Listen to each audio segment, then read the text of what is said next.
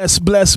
It's the Down to Earth podcast with your host Sean Myrie and Rastafari Samurai behind the camera. We got, the DJ, the selector of the night. Jahmain in the building, Yeah, Jahmain, right? Yeah, fresh on the podcast. So, you're going to be putting it down tonight. It's Blamos mixtape release, Little Jet mixtape. What do you think about this concept with the media coming out and everybody connected? I think it's proper because we need the media, The media needs us, we need the media.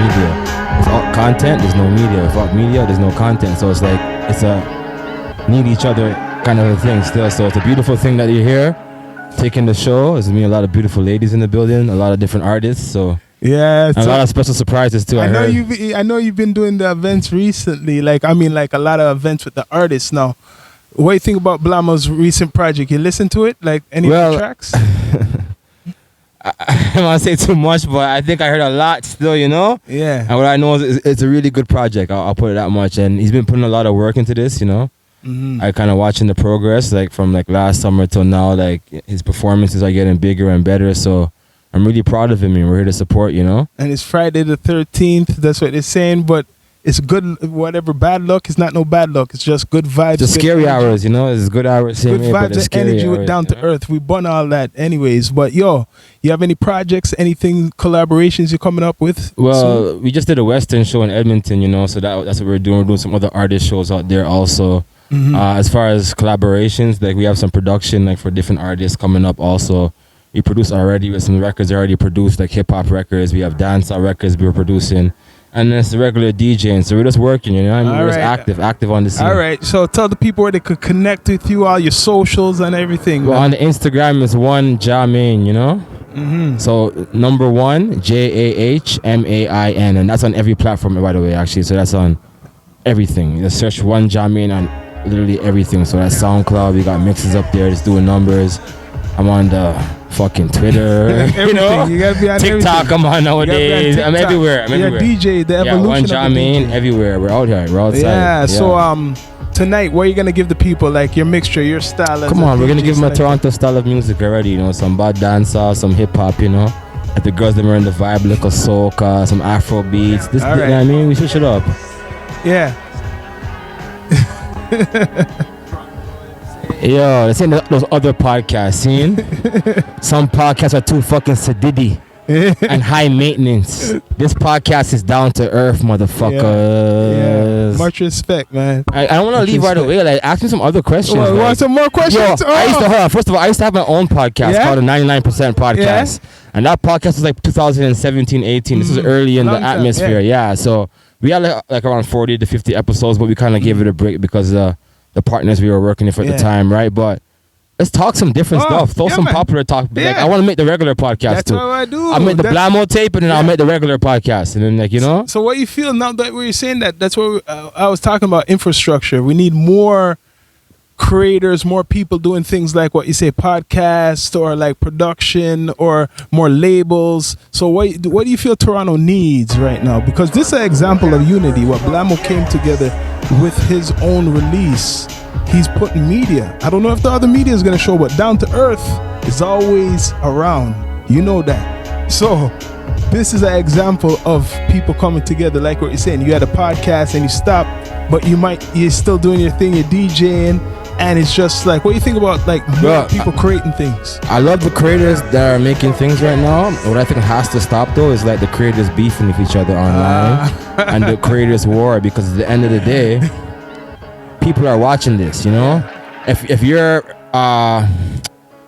you're pretty much your goal is to sign or co-sign with a MTV Canada or a Spotify Canada or a big corporation, you can't be beefing over little small things online, doing lives, talking about man's baby moms. If you want to be media, you have to really be media and live it. And look at the Joe Buddens, the Charlemagne the Gods, those people, and follow their routes and how they did but it. Even though they're doing their little beefing too still, but it's different though. They beef, but it's not really how these guys are beefing. And they beef when they already have numbers. Yeah, they got numbers. They're already on top. Toronto is a position where we shouldn't be beefing in every aspect of hip hop.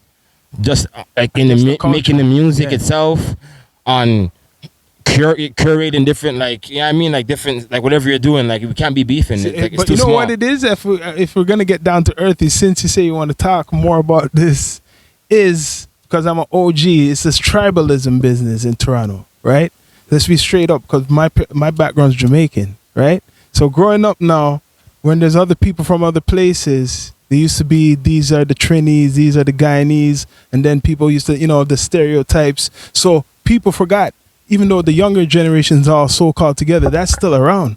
Because I remember there was black guys who wouldn't talk with certain black guys because they're Trini or whatever, and then make jokes about the Jamaican, then the Jamaican would say you're a small island. Yeah. You think it disappear because it's 2023?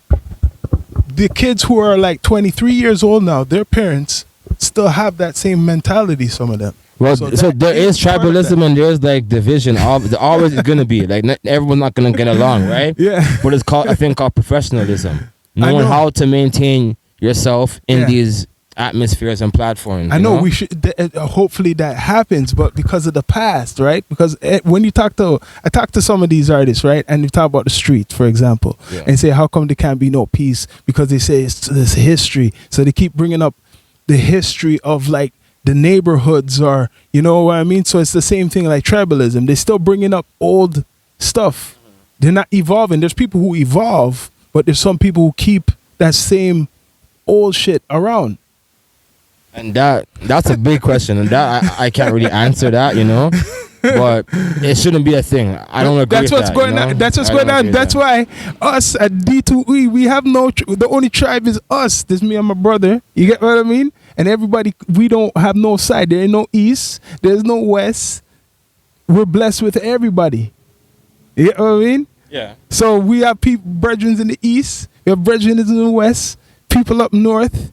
You get what I mean? So it's not no. And that's how it should be for everybody, But the new generation is trying to do that. Yeah, and if we had never had division, then there would be no reason for like the police to lock off some of these artist shows and stop certain things from happening now we're getting deep. on the hip hop scene. No, that's the facts, So that tribalism, what you're talking about, and that division is creating an atmosphere where we can't strive to our full potential, So you're saying like they're locking down shows because I'm not saying there is none, but we don't have enough infrastructure where there's somebody who loves the culture. Okay, no disrespect to no culture, but you see white folks, when they see black people talking about I'm smoking your dead homie in a blunt, they're not gonna respect. They don't understand that. Yeah, they're not. That's not even a horror movie to them. They don't understand the level of violence that you're implementing. Yeah, and then crimes are following. We're not saying that those things are connected, but it just seems like a way to them where they're very scared. Yeah, you get me, and that's just the facts of the matter. Like, you're saying the stereotype of the media, what they see of us, promoting. Yes, exactly. So when you rap like that, and even if you never shot nobody in your damn life,